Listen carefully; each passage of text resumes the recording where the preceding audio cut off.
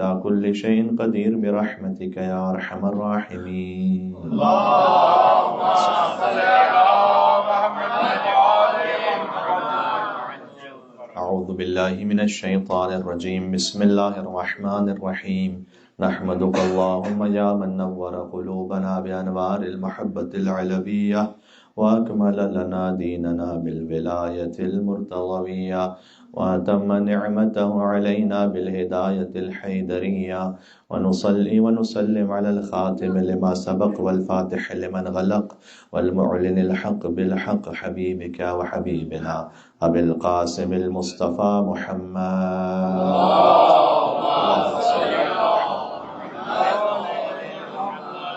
وعلى آله الطيبين الطاهرين المعصومين المظلومين، سيما بقية الله في الأرضين الذين أذهب الله عنهم الرجس وطهرهم تطهيرا.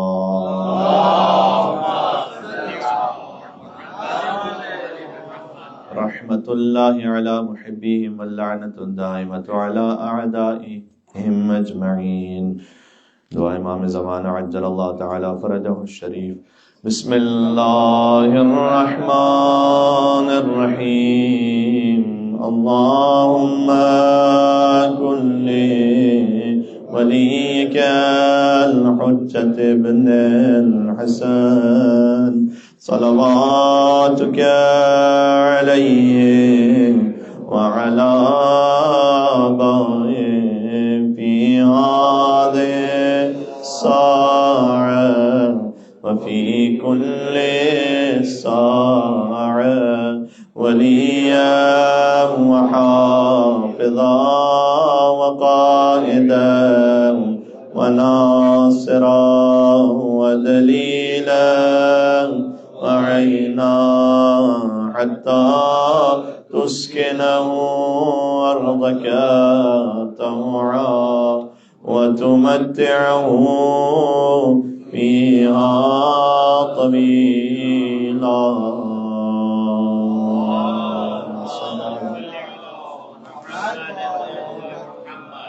أما بعد فقد قال الله الحكيم في كتابه المجيد. بسم الله الرحمن الرحيم. يا أيتها النفس المطمئنة ارجعي إلى ربك راضية مرضية ادخلی فی عبادی وادخلی جنتی. نعرہ الصلوات.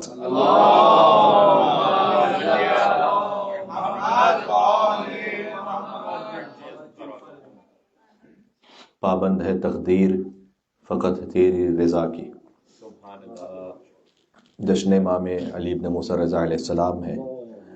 پابند ہے تقدیر فقط تیری رضا کی، مرضی جو ہے تیری وہی مرضی ہے خدا کی. امام علیہ السلام کا نام گرامی علی ہے اور لقب رضا ہے. ان کے جد مرتضیٰ ہیں، یہ خود رضا ہیں. اور جبکہ امام علیہ السلام کی صلوات خاصہ میں ان کے اور القاب ذکر کیے گئے ہیں. اللہم صلی علی علی ابن موسیٰ الرضا المرتضیٰ. تو امام کا لقب رضا بھی ہے اور مرتضیٰ بھی ہے. الامام التقی النقی وحجتک علی من فوق الارض ومن تحت الثری الصدیق الشہید صلاة کثیرة تامة زاکیة متواصلة متواترة مترادفة کافضل ما صلیت علی احد من اولیائک. یہ صلوات خاصہ امام علی بن موسیٰ رضا علیہ السلام. اللہم صلی علی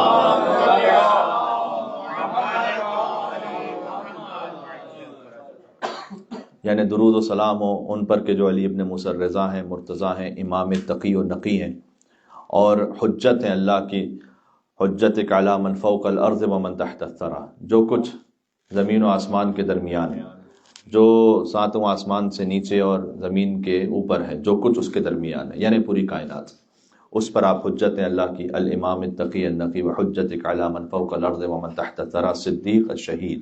جو صدیق ہیں مولا علی مرتضیٰ صدیق اکبر ہیں اور امام رضا علیہ السلام بھی صدیق ہیں. الشہید صلاة کثیرة تامة زاکیة متواصلة متواترة مترادفة کافضل ما صلیت علی احد من اولیائک. وہ درود و سلام پروردگار تو بھیج اپنے اس بندہ خاص پر کہ متواترة مترادفة پے در پے ہو، نہ رکنے والی ہو، مسلسل ہو، زاکیة پاکیزہ ہو، ہمیشہ نشو و نما پانے والی درود و سلام ہو جو اپنے حبیب پر اور اپنے خاص اس عبد صالح پر نازل فرما. یہ امام کا خاص درود و سلام ہے.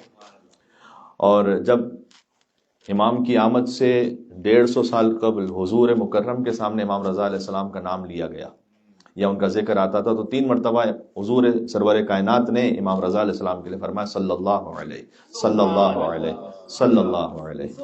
جس پر ساری کائنات کہتی ہے صلی اللہ علیہ وآلہ وسلم، وہ کہتے ہیں امام رضا علیہ السلام کے لیے صلی اللہ علیہ صلی اللہ علیہ صلی اللہ علیہ.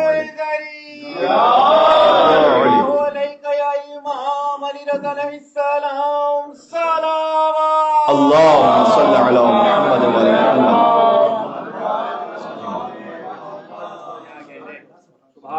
میرے اس فرزند پر درود و سلام ہو، میرے اس فرزند پر درود و سلام ہو، میرے اس فرزند پر درود و سلام ہو. 3 مرتبہ حضور مکرم نے امام رضا علیہ السلام کے لیے ارشاد فرمایا. جنہیں حضور مکرم صلی اللہ علیہ کہیں، ہم اگر انہیں علیہ السلام نہ کہیں تو پھر کیا کہیں گے. امام کا نام گرامی جو رضا ہے، عیون اخبار الرضا شیخ صدوق علیہ رحمہ کی کتاب ہے. شیخ صدوق 3 واسطوں سے پہنچ جاتے ہیں امام رضا علیہ السلام تک. سب سے کلوزسٹ امام رضا علیہ السلام کے بعد از شیخ یعقوب کلینی. اور انہوں نے کتاب لکھی عیون اخبار الرضا. عیون کہتے ہیں چشموں کو، اخبار کہتے ہیں حدیثیں، یعنی امام رضا علیہ السلام کی احادیث کے چشمے. اس کتاب کی ایک ہی جلد ہے لیکن 2 جز ہیں. اس کے جز نمبر 1 کے صفحہ نمبر 13 پر یہ حدیث موجود ہے کہ امام جواد علیہ السلام کے پاس کچھ لوگوں نے آ کر کہا کہ لوگ یہ کہتے ہیں، مخالفین یہ کہتے ہیں، یہ لفظ وہاں پر ہے، مخالفین یہ کہتے ہیں. اچھا کیا کہتے ہیں تو میں بعد میں سناتا ہوں. یہ آپ ذہن میں رکھیے گا کہ احادیث میں جب مخالفین کا لفظ استعمال ہو تو کس کے لیے استعمال ہو رہا ہے؟ وہ کافروں کے لیے نہیں استعمال ہو رہا. ذہن میں رکھیے گا. آج ہم کہتے ہیں کہ شیعہ اور سنی 2 بڑے فرقے ہیں اسلام کے، لیکن شیخ تیجانی سماوی کی کتاب آپ جانتے ہیں جس کا ٹائٹل ہے شیعہ ہی اہل سنت ہیں، اس لیے کہ رسول اللہ کی سنت تھی اہل بیت سے محبت، اور انہوں نے غدیر میں امیر المومنین کی ولایت کا اعلان کیا تھا. تو جو علی ابن ابی طالب کو خلیفہ بلا فصل مان رہا ہے وہ تو در حقیقت سنی ہے. اہل بیت کی ولایت اور امامت کو ماننے والا در حقیقت وہ اہل سنت ہے، اس لیے کہ رسول اللہ کی سنت کو وہ تھامے ہوئے. تو عرض یہ ہے کہ جب ائمہ علیہ السلام کے کلام میں یا واقعات میں یا روایات میں دیگر مسلمانوں کی جانب اشارہ کرنا ہوتا تھا تو اس کے لیے کچھ الفاظ استعمال ہوتے تھے، جس میں سے ایک بڑا کامن ہے عامہ. عامہ یعنی عام، عامۃ المسلمین، کھانے والا عام نہیں، کامن، عام یعنی کامن. اور کبھی مخالفین کا لفظ بھی استعمال ہوا ہے، حتیٰ یہ کہ یہاں پر مخالفت کا مطلب یہ نہیں ہے کہ جس سے ہم کوئی جھگڑا کرنے بیٹھ جائیں گے، یعنی جن سے ہمارا اختلاف و ڈفرنس ہے مذہب کے معاملے پر. اور بلکہ اگر 2 روایات ایسی ہوں کہ جو دونوں ائمہ علیہ السلام سے ہی بظاہر صادر ہوئی، دونوں کی سند بھی ٹھیک ہے لیکن دونوں میں میننگز بالکل الگ الگ ہیں، تعارض ہے آپس میں، تو ان کو حل کیسے کیا جائے گا؟ اصول فقہ میں پوری اس میں بحث ہے اور بڑی طولانی بحث ہوتی ہے اس پر. اس میں سے ایک طریقہ ہے مخالف العامہ. امام علیہ السلام نے ہی اس کی جانب اشارہ کیا کہ وہ کہ جو عامہ سے روایت مخالف ہے، وہاں پر بھی یہ لفظ مخالف کا بھی استعمال ہوا، عامہ کا بھی استعمال، مخالف العامہ، اسے قبول کر لیجئے. یعنی کیوں؟ اس لیے کہ کئی مرتبہ ایسا ہوتا تھا کہ امام اعظم امام ابو حنیفہ ان کے پاس جب کوئی فقہی مسئلہ آتا تھا تو وہ اپنے کسی شاگرد کو انانومسلی مثال طور پر بھجواتے تھے امام جعفر صادق اسلام کے پاس، اور اس کی وجہ یہ ہوتی تھی کہ جا کے پوچھ کر آؤ کہ جعفر صادق کیا فتویٰ دیتے ہیں، اور جعفر صادق نے جو فتویٰ دیا اس کے مخالف فتویٰ دے کر وہ بیان فرماتے تھے کہ مثال کے طور پر اگر وضو میں یہ واجب ہے کہ آپ اپورڈ سے ڈاؤن ورڈ جو ہے وہ دھوئیں، تو اگر امام جعفر صادق علیہ السلام کا یہ فتویٰ ہے، فتویٰ ان کے الفاظ کے مطابق، ورنہ تو یہ لوح محفوظ پر حکم خدا ہے جو امام جعفر صادق علیہ السلام بیان کر رہے ہیں. امام معصوم فتویٰ نہیں دیتے، امام معصوم حکم خدا کو بیان کرتے ہیں. تو لیکن عام اصطلاح کے مطابق اگر فتویٰ، تو اگر وہ یہ کہہ رہے ہیں کہ یہ واجب ہے تو مثلا ہمارا فتویٰ یہ ہوگا کہ نہیں، آپ کو دھونا اس طرح سے کہ آپ اوپر سے نیچے بھی دھوئیں، نیچے سے اوپر بھی دھوئیں، تبھی تو ایک مخالف فقہ ایجاد ہو سکے گی نا. ورنہ اگر سبھی میں سیم ہوگا تو مخالف فقہ کیسے ایجاد ہوگی؟ بات واضح ہے بہت. حتیٰ یہ کہ یہاں تک بات پہنچی، بعض فقہ کتابوں میں اس طرح کی باتیں لکھی ہوئی کہ جب کسی نے پوچھا ان سے یا ایک اور امام اربعہ میں سے کسی امام سے کہ یہ بتلائیے کہ حالت نماز میں آنکھیں بند رکھ کے نماز پڑھیں یا کھلی رکھ کے نماز پڑھیں، بالخصوص سجدے کے عالم میں آنکھیں کھلی رکھیں یا بند رکھیں، اور انہوں نے بھجوایا امام جعفر صادق علیہ السلام کے پاس، لیکن رسائی نہ ہو سکی اور یہ پتہ نہ چل سکا کہ امام جعفر صادق علیہ السلام کیا کہتے ہیں اس بارے میں، کہ آنکھیں کھلی رکھیں یا بند رکھیں، رجز نماز میں آنکھیں کھلی رکھنی چاہیے۔ تو اس وقت رسائی چونکہ نہ ہو سکی، تو اب مخالفت میں کیسے فتویٰ دیا جائے گا؟ اگر امام جعفر صادق علیہ السلام کہہ رہے ہیں کہ آنکھیں کھلی رکھیں تو فتویٰ ہونا چاہیے آنکھیں بند رکھیں، اور اگر امام جعفر صادق علیہ السلام کہہ رہے ہیں کہ آنکھیں بند رکھیں تو فتویٰ ہونا چاہیے آنکھیں کھلی رکھیں۔ تو انہوں نے کہا اس وقت میرا فتویٰ یہ ہے کہ ایک آنکھ بند رکھیں ایک آنکھ کھلی رکھیں تاکہ 100% مخالفت ہو جائے۔ بارگاہ صادق آل محمد صلوات اللہم صلی علی محمد وعلی محمد۔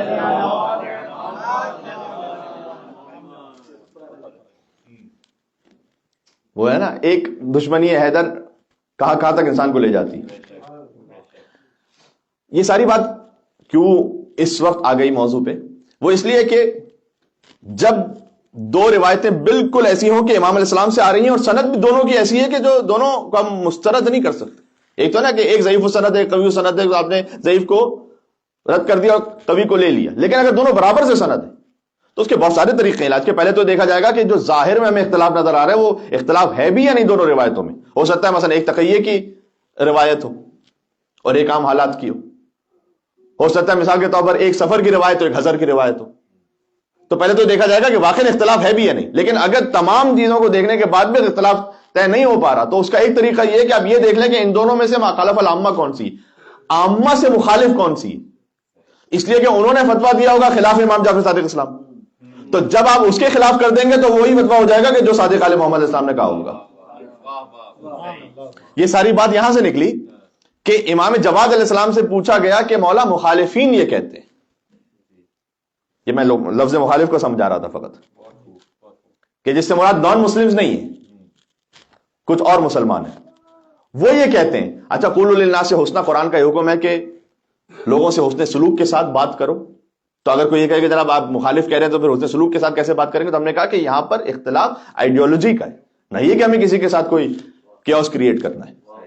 جو قرآن یہ حکم دے رہا ہے کہ حسن سلوک کے ساتھ بات کرو، وہ تو خالی مسلمانوں سے نہیں ہے، وہ کمیونسٹ سے بھی حسن سلوک کے ساتھ بات کرو، اس کے ساتھ بھی بدتمیزی نہ کرو، وہ ایجنٹس کے ساتھ بھی بدتمیزی نہ کرو۔ وہ حکم فقط باقی مسلمانوں کے لیے نہیں، تمام انسانوں کے لیے، لیکن جو مذہب کی آئیڈیالوجی ہے وہ تو آپ نہیں چھوڑ سکتے۔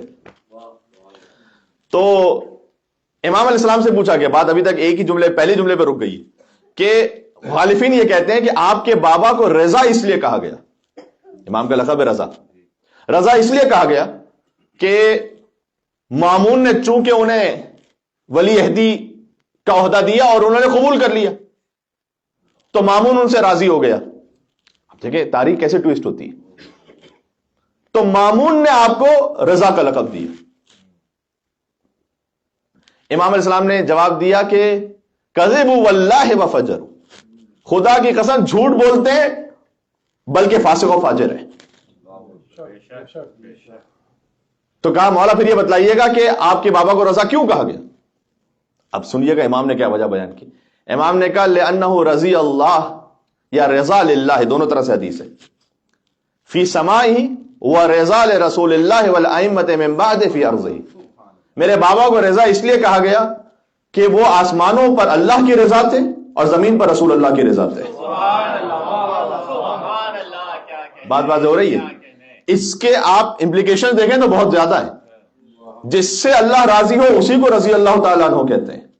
تو جب آپ کسی بھی محترم شخصیت کے ساتھ یہ ٹائٹل لگانے لگے تو پہلے دیکھیں کہ امام رضا علیہ السلام اور ان کی جدہ فاطمہ زہرا اس سے راضی ہے یا نہیں ہے۔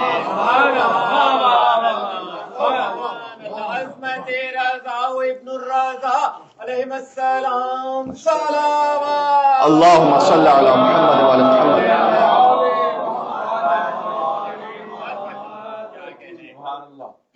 اس لیے کہ امام رضا علیہ السلام کا راضی ہونا کسی سے یہ کاشف ہے اس بات پر کہ اللہ سبحانہ و تعالیٰ اس سے راضی ہے آسمانوں پر۔ اور یہ کشف کر رہا ہے اس بات کو کہ رسول اللہ اس سے زمین پر راضی ہیں. پھر اس پر آغا جوادی عاملی نے اپنی کتاب میں اس کی ایک مزید تفصیل اور لکھی کہ امام کو رضا اس لیے نہیں کہا جاتا کہ فقط یہ پتہ چل جائے کہ امام مقام رضا پر تھے. مقام رضا پر اور بھی کوئی فائز ہو سکتا ہے کہ امام کو فقط اس لیے رضا نہیں کہا جاتا کہ امام مقام رضا پر تھے، بلکہ امام کو رضا اس لیے کہا جاتا ہے کہ دوسرے اگر مقام رضا پر فائز ہونا چاہیں تو وہ ہو نہیں سکتے مگر یہ کہ بے وساطت امام علی ابن موسیٰ رضا علیہ السلام. اور پھر یہ فرمایا کہ دنیا میں جو کوئی کسی سے راضی ہوتا ہے وہ نہیں ہوتا مگر بے وساطت امام رضا علیہ السلام. تو امام رضا علیہ السلام کے لیے آپ دیکھیں گے کہ روایات میں بہت ہی خاص اہتمام ہے. اور پھر اس کے بعد راوی نے آگے سوال کیا امام جواد علیہ السلام سے کہ اگر آپ یہ کہہ رہے ہیں کہ آپ کے بابا کو رضا اس لیے کہا گیا کہ وہ آسمانوں پر اللہ کی رضا تھے، زمین پر رسول اللہ کی رضا تھے، تو کیا آپ سارے ایسے نہیں ہیں؟ آپ ذرا غور کیجئے گا، بات تو سوال تو صحیح ہے کہ امام محمد تقی علیہ السلام بھی آسمانوں پر اللہ کی رضا ہیں اور زمین پر رسول اللہ کی رضا ہیں، سارے ہی امام ایسے ہیں. تو کہا کہ پھر کیوں الگ سے انہیں رضا کہا گیا؟ تو امام نے جواب دیا کہ میرے بابا کو رضا اس لیے کہا گیا کہ آسمانوں پر اللہ ان سے راضی، زمین پر رسول اللہ ان سے راضی، اور ان کے عمل سے مخالفین اور موافقین سبھی راضی تھے، لہذا امام کو رضا کا لقب دیا گیا. جن کے علم سے سب راضی ہیں، جن کے مقام سے دوست و دشمن ان کے مقام کو قبول کرتے ہیں. تو امام علیہ السلام جب تشریف لائے تھے 2.5 سال کا عرصہ امام نے ایران میں گزارا ہے. آج جن کے نام سے پورا ایران بابرکت ہے، وجود امام رضا علیہ السلام کی برکت سے تمام مادی و معنوی نعمتیں جو حاصل ہیں وہاں پر وہ امام رضا علیہ السلام کا صدقہ ہے. تو 2.5 برس فقط امام نے وہاں گزارا ہے. تو امام کا سن ولادت ہے 148 ہجرہ، جو آج جشن ولادت ہم منا رہے ہیں 11 ذی القعدہ. امام کا سن شہادت ہے 203 ہجری، یعنی 55 برس کا سن امام کا. اور 55 برس میں سے تقریباً 52 سال یا 53 سال مدینہ میں گزارے اور فقط 2.5 برس ایران میں گزارے. اچھا، جو مدینہ میں امام نے زندگی گزاری اس میں بھی چونکہ وہ ذکر بہت ہی کم ہوتا ہے، تو لہٰذا ایک جملہ مجھ سے سن لیجیے گا اس حوالے سے بھی کہ سلیمان طائی نام کا ایک راوی ہے، اس نے کہا کہ 194 ہجرہ امام رضا علیہ السلام جب تشریف لائے تو 200 ہجرہ تھی جب مدینہ سے خراسان پہنچے. تو امام کی ہجرت سے بھی 6 سال پہلے کی بات ہے کہ میں مدینہ میں امام کی خدمت میں تھا، اور امام علی ابن موسیٰ رضا نے ایک محفل میں، اس نے کہا مجھ سے ایک محفل میں 186 ان روایتوں کو بیان کیا سبحان اللہ، جہاں امام نے سلسلہ سند کو اپنے جد رسول اللہ سے جوڑا اور یوں فرمایا کہ ان ابی ان جدی ان ابی ہے ان ابی ہے ان ابی ہے ان ابی ہے ان رسول اللہ صلی اللہ علیہ وسلم وقال رسول اللہ صلی اللہ علیہ وسلم. 186 ان حدیثوں کو بیان کیا جو در حقیقت رسول اللہ کی حدیثیں تھیں. بات واضح ہو رہی ہے. آپ کو ایران میں بھی جب امام علیہ السلام تشریف لائیں تو بہت سارے لوگ خراسان میں نہیں جانتے کہ امام موسیٰ کاظم علیہ السلام جو بغداد میں شہید ہو گئے تھے ان کا کیا مقام ہے، ان کی کیا عظمت ہے. تو لوگ امام رضا علیہ السلام کی عظمت کو تو سمجھتے ہیں لیکن اس پورے سلسلے کو نہیں جانتے. تو امام علیہ السلام جب بیان کرتے تو یہ کہتے ہیں کہ میں نے سنا اپنے بابا سے، انہوں نے سنا میرے جد سے یعنی ان کے بابا سے، انہوں نے ان کے بابا سے، انہوں نے ان کے بابا سے، انہوں نے ان کے بابا سے، ان کے بابا سے، یہاں تک کہ سلسلہ مولا علی تک پہنچ گیا یہ از رسول اللہ صلی اللہ علیہ وسلم. یعنی امام علیہ السلام کہنا چاہتے تھے کہ فقط مجھے نہ مانو، میرے پورے سلسلے کو مانو. درود و سلام فقط امام رضا علیہ السلام پر تو نہیں ہے، پورے سلسلے پر ہے. اسی طریقے سے بھی جو لعنت ہے وہ فقط ایک شخص پر نہیں ہے، اس پورے سلسلے پر ہے جو اہل بیت کے مقابلے پر آیا. فقط یزید پہ لعنت بھیج کر رک نہ جاؤ، دیکھو کس سلسلے سے آیا ہوا ہے. اہل بیت کے دشمنوں پہ لعنت، نبی اولاد علی علیہ السلام صلوات اللہم صلی علی محمد وعلی محمد.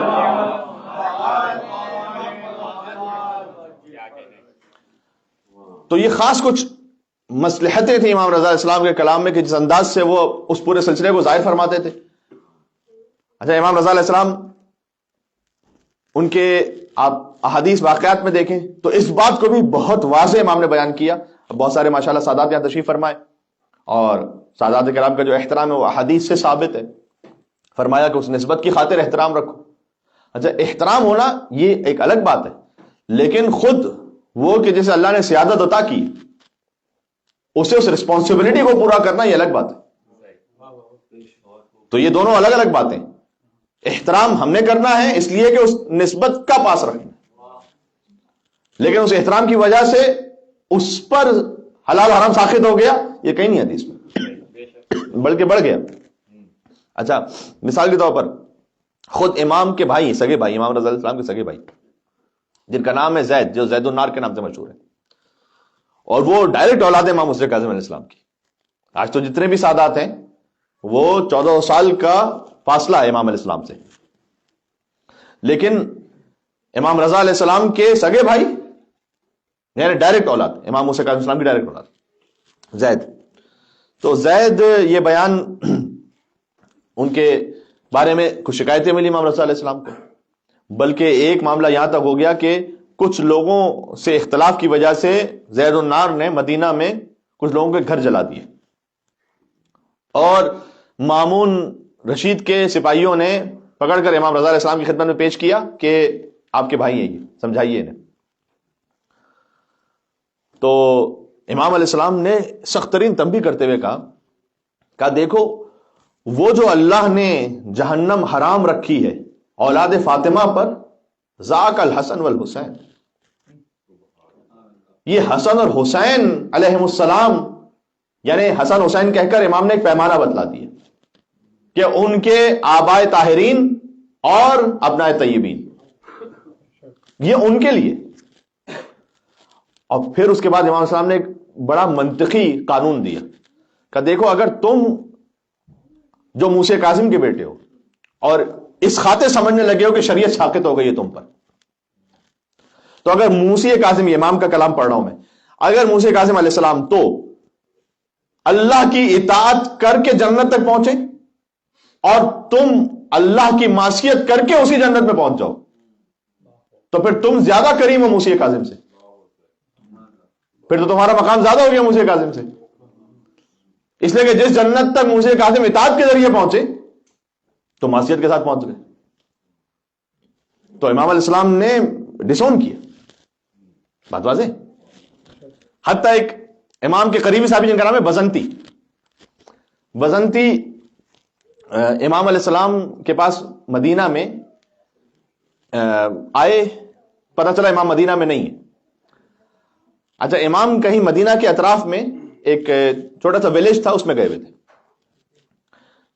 تو امام علیہ السلام نے دفعتاً بزنتی کے لیے ایک سواری بھجوائی، بڑی اچھی سے بہترین سواری، اور کہا کہ رمضان کا مہینہ تھا، کہ اس سے یہ کہنا کہ وہ آئے ہم سے ملنے کے لیے، یہ ہم نے سواری بھجوائی ہے. امام علیہ السلام نے سواری بھجوائی ہو تو بزنتی اس پہ سوار ہو کے پہنچے امام علیہ السلام کے پاس. امام کے پاس جب پہنچے تو نماز کا وقت تھا. امام نے کہا کہ ایسا کرتے ہیں پہلے نماز پڑھ لیتے ہیں. نماز امام نے قائم فرمائی، اور اس کے بعد امام نے کہا کہ روزے سے ہو تو روزہ افطار کرو. امام کے ساتھ ایک دسترخوان پر بیٹھ کے روزہ افطار کیا. تو بزنتی نے کہا کہ مولا میرے لیے سے تو بڑی سعادت ہو نہیں سکتی تھی. اور کچھ دیر بعد بزنتی کہنے لگے کہ اب مولا میں رخصت ہوتا ہوں، رفع زحمت کرتا ہوں.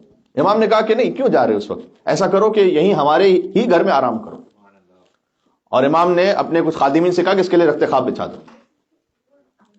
اب امام علیہ السلام کے گھر میں اسے قیام کا موقع مل رہا ہے. امام علیہ السلام ایک جگہ تو اس طرح سے بھی ہے کہ جو امام نے اپنا رخت خواب تھا وہ دیا اسے، امام کے ساتھ نماز پڑھی، امام کے ساتھ بیٹھ کے افطار کیا ایک ہی دسترخوان پر. اب ہماری اپنی زبان میں اگر کہیں تو انسان ظاہر ہے کہ وہ اپنے اندر پھول رہا ہے. تو آغا محسن قراتیس کے بارے میں جملہ کہتے ہیں کہ پھر کبھی کبھار ایسے واقعات ملتے ہیں امام اسلام کے کہ پھر وہ ایک جملہ ایسا کہتے تھے کہ گویا آپ نے اس کی ساری غلط فہمی کو دور کر دیا امام نے، اور جو حقیقت تھی وہ بتلائی. امام نے کہا کہ دیکھو اے بزنتی، اتنا یاد رکھنا، یہ جو تم نے میرے ساتھ بیٹھ کر افطار کیا ہے اور میں نے تمہیں سواری بھجوائی، تو میری سواری پر آئے ہو اور یہاں اس رخت خواب پر سو رہے ہو کہ جو ہمارا ہے، یہ تمہیں اس بات سے مستغنی بھی کر دیتے کہ تم اللہ کی اطاعت کو چھوڑ دو. انہیں قیامت میں یہ نہیں کہنا کہ میں نے تو امام رضا علیہ السلام کے دسترخوان پہ کھانا کھایا تو ہمارے لیے بات سمجھ میں آ رہی ہے میں کیا کہنا چاہ رہا ہوں؟ اور پھر امام رضا علیہ السلام نے خود بزنتی سے کہا، کیا بزنتی؟ میرے جد علی ابن ابی طالب، ان کے بھی ایک صحابی تھے جن کا نام ہے ساسا ابن سوہان، بڑے ہی مشہور صحابی ہیں۔ جب آپ مسجد سہلا جاتے ہیں تو ساتھ ہی مسجد ساسا ابن سوہان ہے، وہی ساسا ابن سوہان ہے کہ جو وقت آخر مولا علی علیہ السلام کے پاس تھے، اور ساسا نے یہ کہا تھا کہ مولا اپنے کچھ فضائل بیان کیجیے، تو مولا نے کہا کہ انہ ان یقبح للمرء، کہ ایک خود مرد کے لیے برا ہے کہ اپنی ہی تعریفیں خود کہنے لگے وہ، تو تم سوال کرو تو میں جواب دوں گا۔ سبحان اللہ، کیا کہنے۔ تو ساسا نے اس وقت پوچھا کہ انت افضل ام آدم، کیا سوال کر لیا؟ کیا آپ مولا کہہ رہے ہیں کہ میں سوال کروں تو میں پوچھ لیتا ہوں پھر بھائی ہر بات کی ایک بات کی یہ بتلا دیجئے کہ آپ افضل ہیں یا ہم بھی افضل ہیں، تو سارے فضائل اس میں آ جائیں گے۔ تو آپ افضل ہیں یا آدم؟ اور پھر امام نے کہا کہ واما بنعمت ربک فحدث، کہ تحدیث نعمت کے عنوان سے، کہ ایک انسان کے لیے خود برا ہے کہ وہ اپنے ہی فضائل کو بیان کرے، لیکن اللہ سبحانہ وتعالیٰ نے کہا ہے کہ اگر تمہیں کوئی اللہ کی جانب سے نعمت عطا ہوئی ہے تو اس نعمت کو شکر کے طور پر بیان کرو۔ لہذا اس آیت کے تحت، اور یہ یاد رکھیے گا ائمہ علیہ السلام کے معاملے میں تکلفات نہیں ہیں۔ میں آپ کی کمیونٹی سے خطاب کر رہا ہوں تو ہر جگہ ایسا ہوتا ہے کہ کچھ کوالٹیز ہوتی ہیں، تو ان میں ایک کوالٹی آپ میں یہ ہے کہ تکلفات بہت زیادہ ہیں، تو کہیں اچھا بھی ہوتا ہے اور کہیں پہ کوئی پرابلمٹک بھی ہو سکتا ہے۔ تکلفات کا مطلب یہ ہے کہ لیجیے حضور آپ لیجیے، تو ارے نہیں قبلہ قبلہ آپ لیجیے، تو یہ تو آپ احترام میں کرتے ہیں، میں کوئی اس کو برے معنی میں نہیں لے رہا، لیکن ائمہ علیہ السلام کے معاملے میں یہ نہیں ہو سکتا کہ فرض کیجئے اگر کوئی امام سے یہ کہے کہ آپ امام وقت ہیں، حجت خدا ہیں، تو امام پلٹ کر سامنے سے کہیں گے ارے کیسی بات کر دی آپ نے، ایسے تو ہم تو بالکل ہی قابل نہیں ہیں اس کے۔ یہ آپ سمجھ آ گئے میں اشارہ کہاں کرنا چاہ رہا ہوں؟ ایک مل کے صلوات بھیجیے گا محمد والے۔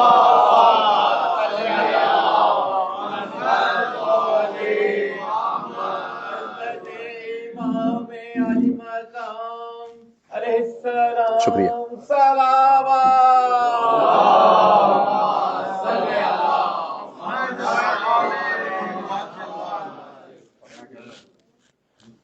20 سے 25 منٹ رہ گئے شاید اذان کا وقت ہونے میں، اس بات ختم کرنی ہے مجھے۔ تو امام علیہ السلام یہ نہیں کہیں گے اگر کوئی سامنے سے پلٹ کر کہے کہ آپ ہی سب سے بڑے عالم اور عالم کل ہیں، ارے قبلہ کیسی بات کر دی آپ نے، ہم کہاں عالم، ہم تو کوئی نہیں۔ یہاں تکلفات کا موقع نہیں ہے، یہ اپنے علم کے اظہار کے ذریعے ہدایت کا موقع ہے۔ جو اگر امامت بھی تکلفات میں رہ جائے تو پھر ہدایت کیسے پہنچے گی؟ تو امام پر تو واجب اور فرض ہے کہ اس مخاطب کی ہدایت کے لیے امام حق کا اظہار فرمائے۔ تو امام علیہ السلام سے اگر کوئی کہہ رہا ہے کہ انت افضل ام آدم، آپ افضل ہیں آدم، تو مولا یہ نہیں کہیں گے ارے کیسی بات کر دی کہ آپ نے کیا سوال پوچھ لیا، یہ نہیں، امام کو اظہار کرنا ہے تاکہ حقیقت پہنچے۔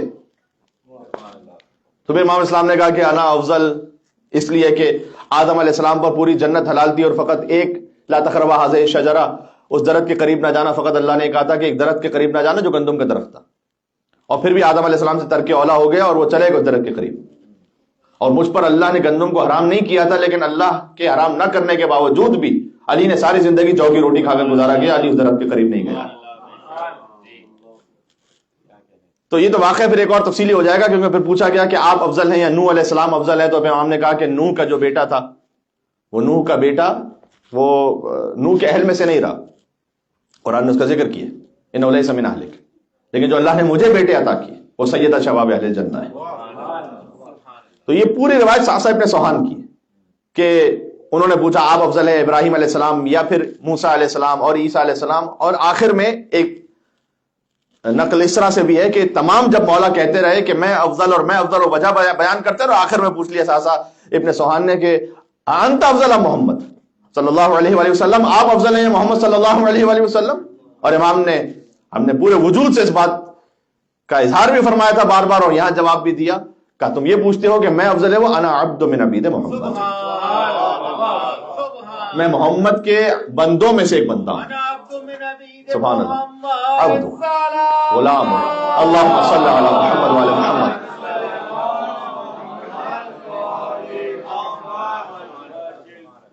یہ گفتگو میں بہت ساری ونڈوز کھلتی چلی جا رہی ہے, میں اس کو تھوڑا سا ریپ اپ کرنے کی کوشش کروں. اسحاق ابن سوہان کی بات آئی کہاں سے؟ اب مجمع بھول جائے تو بھول جائے, خطیب کو یاد رکھنا پڑتا ہے کہ وہ چین کیا تھی کہ بات یہاں تک پہنچی. وہ یہ ہے کہ امام رضا علیہ السلام وزنتی سے کہہ رہے ہیں کہ دیکھو ہم نے تمہارا اتنا احترام و اکرام کیا, اس کا مطلب یہ نہیں کہ تم عمل سے مستغنی ہو گئے, تو کوئی واجب حرام حلال کی کوئی فکر کرنے کی ضرورت نہیں. یہاں تو ایک چھوٹا سا ٹائٹل آ جاتا ہے تو لوگ بہت سے یہ سمجھنے لگتے ہیں. تو امام نے کہا یہ بات نہیں. اس کے بعد امام ہی نے بیان کیا کہ ساسا ابن سوہان, وہ جو علی کے اتنے قریبی صحابی, وہ مریض ہو گئے ایک مرتبہ اور مولا علی خود عیادت کے لیے پہنچے. اب آپ تصور فرمائیے کہ کسی شخص کے لیے تاریخ میں یہ آ جائے کہ علی بن ابی طالب خود ان کی عیادت کے لیے پہنچے, تو اس سے بڑا مقام اور کیا فضیلت ہوگی. تو مولا علی علیہ السلام نے کہا ساسا سے, عیادت کے بعد جب جانے لگے مولا, تو کہا کہ اے ساسا, یہ جو علی تمہاری عیادت کے لیے آیا ہے, اسے آج کی زبان کے استعمال تو میں نہیں کرنا چاہتا, خیر میں ایک سادہ الفاظ میں کہتا ہوں کہ علی جو تمہاری عیادت کے لیے آیا ہے, اسے فقط بہانہ بنا کر اپنے مقام کے لیے یوں راضی نہ ہو جانا کہ اب مجھے کچھ کرنے کی ضرورت ہی نہیں بچی کہ علی بن ابی طالب میرے گھر آ گئے. جو تمہیں اپنے اعمال کا جواب ہے وہ دینا ہے ساسا ابن سوہان قیامت میں. تو یہ امام رضا علیہ السلام نے بہت حد تک واضح کیا, بات واضح. اور ایک ذکر یہاں ساتھ میں کر دوں کیونکہ ولادت کا جشن ہو رہا ہے, تو بہرحال یہ بھی فرض ہے کہ اس بات کو بیان کر دیا جائے کہ امام علیہ السلام کی والدہ ہیں جنہیں نجمہ خاتون جن کا نام ہے, تکتم ان کا نام امام موسیٰ کاظم علیہ السلام نے رکھا. امام موسیٰ کاظم کی زوجہ ہیں. ان کا تعلق ہے ساؤدرن فرانس سے, مرسی ایک جگہ ہے, مرسی کہتے ہیں تھینکس کو, اسی لیے ان کا ایک لقب مرثیہ بھی ہے. مرثیہ سے والا مرثیہ نہیں, جہاں وہ کا کے لیے مرثیہ سین والا مرثیہ, ان کا نام یہ بھی ہے. اچھا, امام علیہ السلام کہاں؟ مدینہ میں. یعنی امام موسیٰ کاظم علیہ السلام کا ازدواج ان سے ہوا ہے مدینہ میں. اور بی بی حمیدہ خاتون جو امام موسیٰ کاظم علیہ السلام کی والدہ ہیں, انہوں نے چونکہ ایک جگہ پر کنیز تھی تو انہیں خرید کر ہدیہ کیا تھا بحکم رسول اللہ صلی اللہ علیہ وسلم. خواب میں آ کر رسول اللہ نے حکم دیا تھا کہ ہدیہ کرو انہیں اپنے فرزند موسیٰ کاظم کو. اور امام صادق علیہ السلام نے کہا تھا کہ اے میرے لال موسیٰ کاظم, اللہ تمہیں اس خاتون کے بدن سے وہ بیٹا عطا کرے گا جو عالم آل محمد ہوگا. اب میں ایک بات کہنا چاہتا ہوں کہ اللہ سبحانہ و تعالی اشہد انک کنت نورا فی الاصلاب الشامخہ والارحام المطہرہ, جس رحم مطہر میں یہ صلاحیت اور ظرفیت دیکھے کہ نور امامت اس میں قرار پا سکے, تو چاہے وہ بی بی ساؤدرن فرانس کے علاقے میں ہزاروں کلومیٹر دور بھی ہو حجاز سے, اللہ سبحانہ و تعالیٰ اہتمام کرتا ہے کہ وہ بی بی خدمت امام میں پہنچے اور ایک امام کی زوجہ دوسرے امام کی ماں اور تیسرے امام کی جدہ قرار پائے. یہ اللہ تعالیٰ اہتمام کرتا ہے. جو اس بی بی کے لیے اہتمام کیا اللہ سبحانہ و تعالیٰ نے. ان کے القاب میں سے جہاں بی بی نجمہ خاتون ہے اور ابھی میں نے عرض کیا کہ مرثیہ ہیں, تکتم بھی امام نے کہا. تکتم کا مطلب ہے جسے اللہ نے چھپا کے رکھا ہو. اب اس پورے قضیے میں دیکھیں تو آپ کو محسوس ہوگا. ایک لقب اور ہے جو کم معروف ہے, وہ ہے ام البنین. بی بی کا لقب ہے ام البنین. اگر ماں ام البنین ہو تو بیٹا یا عباس جیسا ہوتا ہے یا علی ابن موسیٰ رضا جیسا ہوتا ہے. بات بات ہو رہی ہے. سبحان اللہم صلی علی محمد وعلی محمد.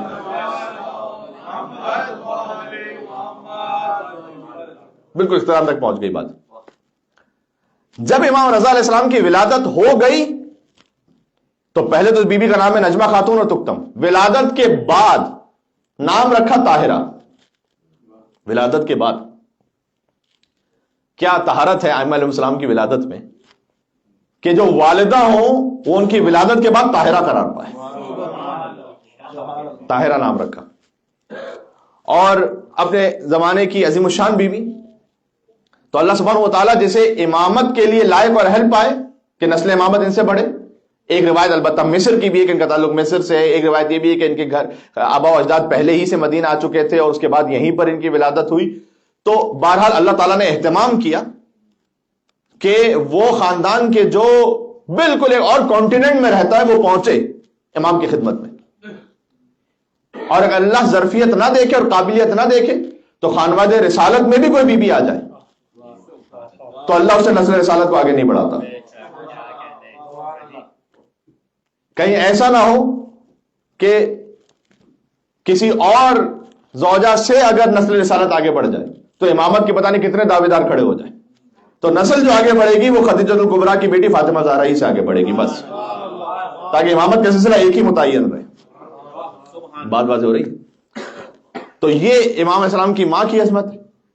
خود امام علیہ السلام کے لیے حضور نے یہ بیان فرما دیا کہ جو چاہتا ہے کہ میدان محشر میں اللہ سے ایسے ملاقات کرے کہ ضاحکا مستبشرا, کہ وہ ہنس رہا ہو قیامت کی ہولناکیوں میں, تو اسے چاہیے کہ مولا علی ابن موسیٰ رضا علیہ السلام کی محبت کے ساتھ اللہ کے پاس آئے. پھر امام کے لیے بار بار اس بات کی تاکید کی گئی کہ پہنچو امام کی زیارت پر. بعض روایات میں 1000 کا ثواب بیان کیا کہ 1000 مقبول حج کا. اللہ اکبر. امام رضا علیہ السلام کی جو رحمت اور رافت ہے نا وہ حسی ٹینجیبل ہے. جب آپ پہنچتے امام علیہ السلام کے حرم میں تو ایک رحمت آپ کو گھیر لیتی ہے ہر طرف سے. جیسے جیسے وہ آگے بڑھتے جاتے ہیں تو امام علیہ السلام کے حرم مطہر کی رحمت اور رافت وہ آپ کے پورے وجود پر طاری ہوتی جاتی ہے. ہر امام علیہ السلام کے حرم کی خاص حیثیت ہے. مولا علی علیہ السلام کے حرم میں پہنچے تو لگتا ہے اور حقیقت ہے کہ کائنات کے آقا اور بادشاہ اور شہنشاہ کے حرم میں. جب آپ ایوان طلا کے سامنے کھڑے ہوں اور آپ کہہ رہے ہیں السلام علیک یا امین اللہ فی ارض وحجتہ علی عبادہ اشہد انک, جب آپ اس طریقے سے تلوت الکتاب جاہدت فی اللہ حق جہاد وعملت بکتابہ واتبعت سنن نبی صلی اللہ علیہ وآلہ حتی دعاک اللہ الی جوارہ فقبضک الیہ باختیارہ والزم عداک الحجت مع ما لک من الحجج البالغۃ علی جمیع خلقہ. یا آپ زیارت پڑھیں زیارت امین اللہ تو ایک عبد کسی آقا اور مولا کے سامنے, وہ ہیبت ہے مولا کے حرم میں. مولا امام حسین علیہ السلام کے حرم میں پہنچے تو وہاں رقت ہے, گریہ ہے. آپ قتلگاہ کے مقام کو دیکھیں, مقام علی اکبر کو دیکھیں, مقام علی اصغر کو دیکھیں, گنبد امام حسین علیہ السلام کو دیکھیں. کوئی مصائب کی ضرورت نہیں ہے, آنکھوں سے آنسو جاری ہیں. کاظمین پہنچے امام رضا کے بابا اور امام رضا کے فرزند کے حرم میں, جو کاظمین بھی ہیں جوادین بھی. تو باب المراد خود بخود دل سے وہ حاجتیں نکل رہی ہوتی ہیں کہ باب الحوائج کے حرم میں. اور امام رضا علیہ السلام کے حرم میں پہنچے تو ایک خاص اور خاص رحمت کا احساس ہوتا ہے انسان کو. کچھ چیز ہوتی ہے جو لفظوں میں بیان نہیں ہو سکتی, جتنی ہو سکتی تھی مجھ سے وہ میں نے کہہ دی. اور پھر جب امام جواد علیہ السلام ہی سے پوچھا گیا کہ لوگ یہ کہتے ہیں کہ آپ کے بابا کی زیارت 1000 حج کے برابر ہے, تو امام نے کہا وہ الف و الف حج, 1000 اور 1000 حج یعنی 10 لاکھ حج. یہ میں آپ سے اطمینان کے ساتھ کہہ رہا ہوں, امام رضا علیہ السلام کی زیارت اس روایت کے مطابق 10 لاکھ مقبول حج کے برابر ہے.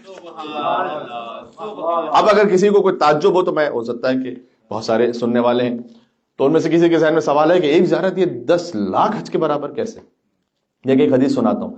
حضور مکرم نے فرمایا کہ اگر کوئی شوہر اور زوجہ کے درمیان صلح کروانے کے لیے اپنے گھر سے قدم باہر نکالے, اللہ سبحانہ و تعالیٰ اسے 1000 شہیدوں کا ثواب عطا کرتا ہے. سبحان اللہ. آپ غور کیجئے گا. اب اگر کوئی کہے کہ اچھا اس میں یہ نہیں بات ہے اس حدیث میں کہ وہ کامیاب بھی ہو جائے, فرض کہ اس نے اپنی کوشش کر لی لیکن پھر بھی صلح نہ ہو پائی, اللہ سبحانہ و تعالیٰ اس کے عمل کی جزا اسے دے گا جو اس کی نیت خالص تھی, 1000 شہیدوں کا اجر. اب ذہن میں سوال آئے کہ جناب ایک شہید وہ کتنی زحمتوں کو برداشت کر کے جائے میدان جنگ میں اور کتنے زخموں کو کھائے, اس کے بعد شہید ہو, اور اس کے گھر والے اس کی شہادت کے بعد کن کن مصائب کو سہیں, تو ایسے 1000 جمع ہو جائیں تو خالی ایک میاں بیوی کی طرف صلح کروانے کا ثواب اتنا؟ یوزولی ویسے جب اس حدیث کو پڑھا جاتا ہے تو لوگوں کے ذہن میں ڈاؤٹ نہیں آتا، وہ اس کو سبحان اللہ کہہ کے سن لیتے ہیں. جہاں امام کی زیارت کے لیے حدیث آتی تو پھر ذہن میں ڈاؤٹ آ جاتا ہے. یہ بات سمجھنے کی ضرورت ہے.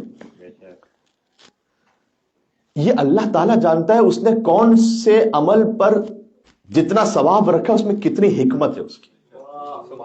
اللہ سبحانہ و تعالیٰ جانتا ہے اگر تم نے ایک خانوادے کو بچا لیا، گویا 100,000 شہیدوں کی محنتوں کے برابر کام کر لیا. اب یہ میرے اور آپ کے لیے بھی کتنا بڑا درس ہے کہ اگر کوئی کسی اور کے خانوادے کو بچانے کے لیے زحمت کرے تو اس کے لیے 1000 شہیدوں کا ثواب ہے. تو اگر آپ ایک مرتبہ کہیں چپ رہ جائیں گے اپنے معاملے کو بچانے کے لیے تو شہید تو ویسے ہی ہوتے رہتے ہیں، لیکن اللہ ثواب بھی شہیدوں کا عطا کر دے گا. تو یہ جب کوئی بات کہی جائے اور بہت لوگ کھلکھلا کر مسکرا دیں تو یہ اشارہ بھی ہوتا ہے بہت سی باتوں کی طرف. تو عرض یہ کہ کئی مرتبہ جو امام علیہ السلام نے شاہ عبد العظیم حسنی کو خط لکھا تھا، جو ہم نے شب جمعہ پڑھا تھا پنجاب سوسائٹی آف وکٹوریا کی مجلس میں، کہ امام نے کہا کہ میں حکم دیتا ہوں اے شاہ عبد العظیم حسنی، وہ شاہ عبد العظیم حسنی کے جو اتنے جلیل القدر امام زادے جنہوں نے 4 ائمہ کی خدمت میں پہنچے اور زیارت کی. امام نے فرمایا انت ولینا حق کا، تو ہمارے برحق ولی ہو. ان سے امام نے حکم دیا کہ ہمارے چاہنے والوں کو حکم پہنچانا کہ علیہم یا علیکم بالسکوت ودفع الجدال، کہ دیکھو خاموش ہو جاؤ. یہ خاموشی اور جدال یعنی کانفلکٹ کو اوائڈ کر لینا، یہ اللہ جانے کتنے مستحب روزوں اور مستحب نمازوں سے افضل ہے آپ کا کسی ایک موقع پر اس لیے خاموش ہو جانا کہ آپ کا حق بھی ہو لیکن کانفلکٹ اوائڈ ہو جائے. امام رضا علیہ السلام کی زندگی پر بات واضح ہو رہی ہے. تو اس طرح سے ہے کہ اللہ تعالیٰ مصلحت میں جانتا ہے کہ امام رضا علیہ السلام کی ایک زیارت پر کیوں 1 ملین حج کا ثواب رکھا. کچھ ہے یہاں پر ایسی ہدایت کہ جو پہنچے گا مولا علی ابن موسیٰ رضا علیہ السلام کی زیارت پر، اس تک اللہ سبحانہ و تعالیٰ کی جانب سے کچھ ایسی ہدایتیں ملنے والی ہیں اسے کہ 10 لاکھ مستحب حج کر لے تو ایک طرف ہے، ایک علی ابن موسیٰ رضا علیہ السلام کی زیارت کر لے تو ایک طرف.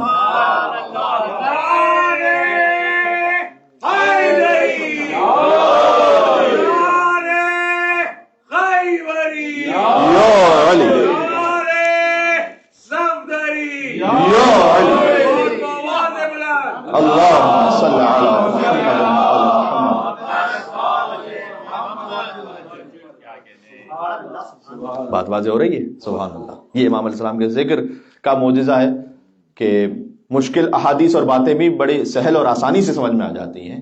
یہ ذکر امام حسین علیہ السلام کی برکت ہے.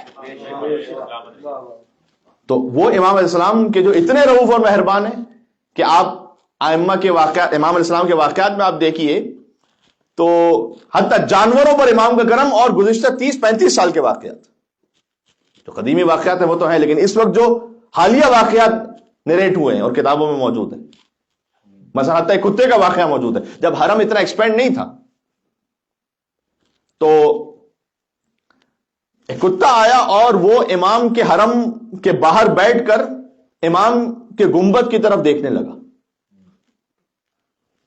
امام علیہ السلام نے اپنے حرم کے خادم سے، اللہ جانے حالت مکاشفہ میں یہ کس طریقے سے یہ پیغام دیا کہ ایک کتا ہے کہ جو ہمارے حرم کے باہر بیٹھا اور ہم سے التجا کرنے آیا ہے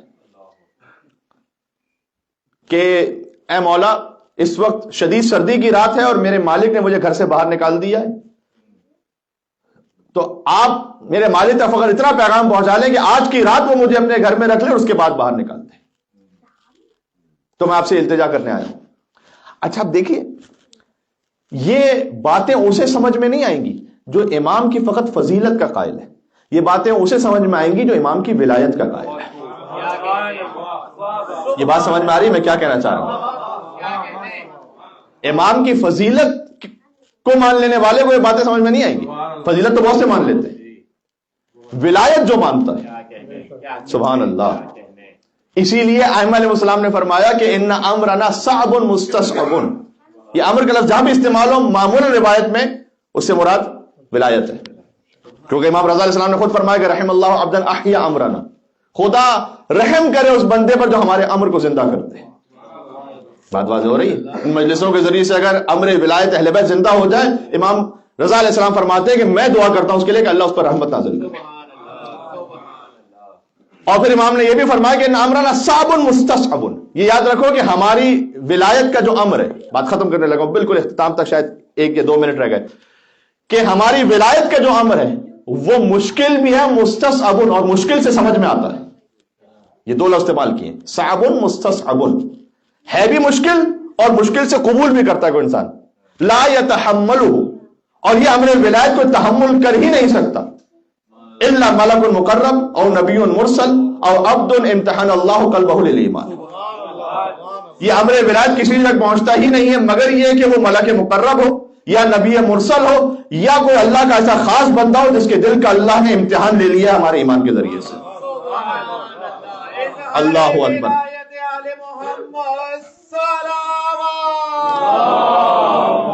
اللہم صلی علی محمد وعلی محمد۔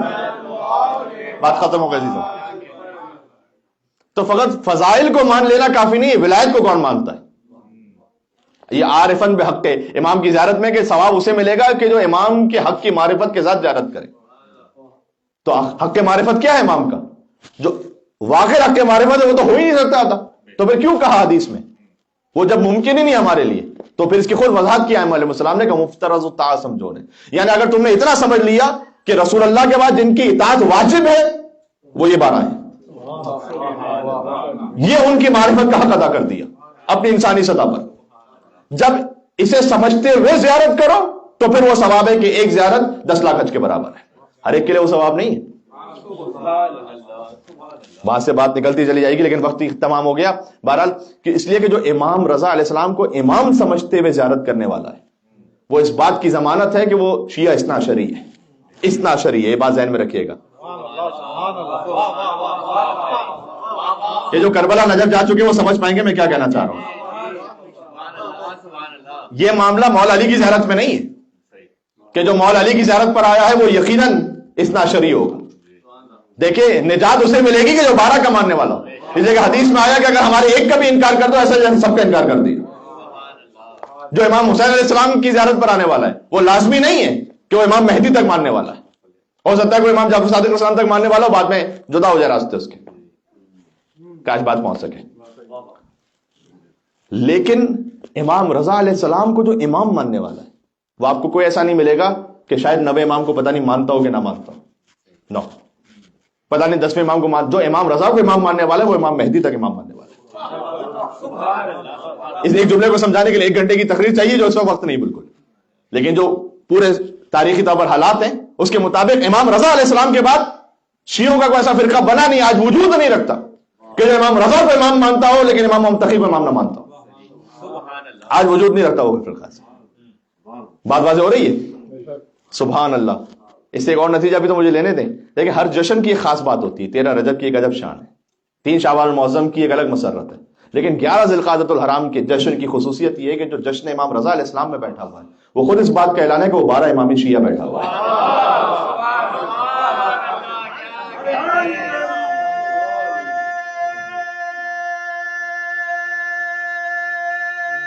اللہ اکبر۔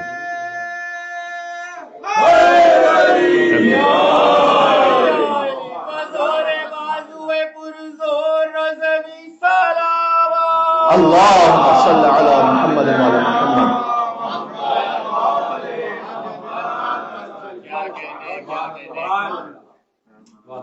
عزیزو گفتگو تمام ہو گئی، وقت بھی تمام ہو گیا، تو بس عرض کرنے کا مقصد یہ ہے کہ فقط فضیلت کو نہ مانے، ولایت کو مانے۔ فضیلت کو رسول اللہ کی بھی مان رہے تھے مشرکین مکہ، صادق اور امین کہتے تھے، کہتے تھے نہیں کہتے تھے؟ تو صادق اور امین کہتے تھے تو ان کا ایمان پورا ہو گیا کیا؟ تو صادق اور امین کہنا فضیلت تو ہے رسول اللہ کی نا۔ ایک جملہ اس میں پوری تقریر کا خلاصہ آ جائے گا۔ صادق کہنا حضور کو یہ حضور کی فضیلت ہے، امین کہنا حضور کو یہ حضور کی فضیلت ہے، شریف النفس کہنا یہ حضور کی فضیلت ہے، حضور کو نجیب کہنا یہ حضور کی فضیلت ہے، محمد رسول اللہ کہنا حضور کا حق ہے۔ فقط فضیلت نہیں. آپ مولا علی کے لیے مانتے جائیے کہ وہ فاتح خیبر ہیں، فاتح بدر و حنین ہیں، یہ تو سبھی مانتے ہیں. وہ سب سے اعلیٰ مدینۃ العلم علی الباب وہاں ہیں، سب سے بڑے اصحاب میں عالم ہیں، عادل ہیں، اقضا ہیں. یہ سب علی کی فضیلت ہے. علی کا حق ہے علی ولی اللہ. کاش بات پہنچ سکے میں کیا کہنا چاہتا ہوں. فقط فضیلت کو مان لینا کافی نہیں ہے جب تک کہ حق کو نہ مانو، جب تک کہ ولایت کو نہ مانو. اس سے آج کے زمانے کے بھی بہت سارے مسائل حل ہو جائیں گے. فقط مولا علی کی فضیلت کو کوئی بیان کر رہا ہو تو سن کے انسپائر نہ ہو جائے، پہلے دیکھیں حق علی ادا کر رہا ہے یا نہیں کر رہا. اور حق علی وہی ادا کرے گا کہ امام نے کہا کہ تمام اعمال قبول نہیں ہے مگر یہ کہ ولایت کے ساتھ، اور ولایت قبول نہیں ہے مگر یہ کہ برات کے ساتھ. یہ ہے حق علی دینا، یہ ہے حق زہرا دینا. سلام اللہ علیہ. انشاءاللہ اللہ سبحانہ و تعالی ہمیں امام رضا علیہ السلام کی شفاعت کو حاصل کرنے والوں میں قرار دے. اے پروردگار، تو نے وعدہ کیا ہے کہ، اور امام رضا علیہ السلام نے در حقیقت امام کا وعدہ ہے حجت خدا کا، کہ جو میری زیارت پر آئے گا تو 3 مقام پر اس کے کام آؤں گا. ایک سوال منکر و نکیر کے وقت، ایک صراط پر، ایک میزان میں. تو بہت سارے زائران امام رضا علیہ السلام تشریف فرمائے. ایک تو ہمیں بار بار زیارت نصیب فرما، اور جو زیارت نہیں بھی کر سکے کسی بھی وجہ سے، تو پروردگار جو دور ہی سے ہم روز زیارت کرتے ہیں، نماز کے بعد امام حسین علیہ السلام کی زیارت کم از کم، اور امام رضا علیہ السلام کی زیارت، اور امام مہدی علیہ السلام کی زیارت، اسی زیارت کو قبول کرتے ہوئے اس طرح کہ امام علیہ السلام نے جو زیارت کے لیے فضائل بیان کیے تھے، اس زیارت کو پڑھنے والے کے لیے بھی ان تمام فضائل کو اس کی زندگی میں، اس کی دنیا میں، اس کی آخرت میں شامل حال فرما. اس گھر پر اپنی رحمتوں برکتوں کا نزول فرما. ہمارے گناہ کبیرہ صغیرہ کو معاف فرما. امام علیہ السلام کی اطاعت کے ساتھ زندگی گزارنے کی توفیق عطا فرما.